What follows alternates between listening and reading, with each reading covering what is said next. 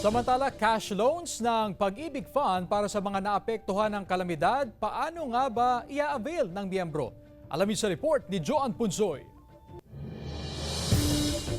Naapektuhan ng nagdaang kalamidad ang tenderang si Lolita. Bumaba raw ang kita dahil matumal ang bentahan. May half day lang kami magtinda o kaya magsasara kami maaga, mga alas 3, gano'n. Nagsasara na kami pagka malakas yung hangin.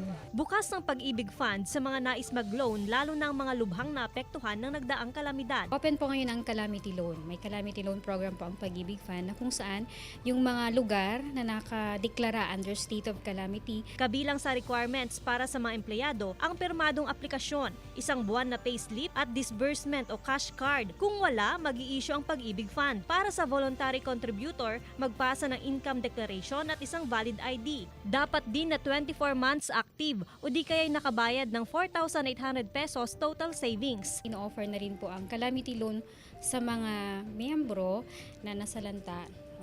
Pwede po kasi ito na sila po ay naninirahan doon or sila po ay nagtatrabaho doon sa lugar na nasalanta po. Bukod sa calamity loan, bukas din ang multipurpose loan para sa mga lugar na hindi sinailalim sa state of calamity. Kasama si Daryl Peralta, Joan Punsoy, One North Central Luzon.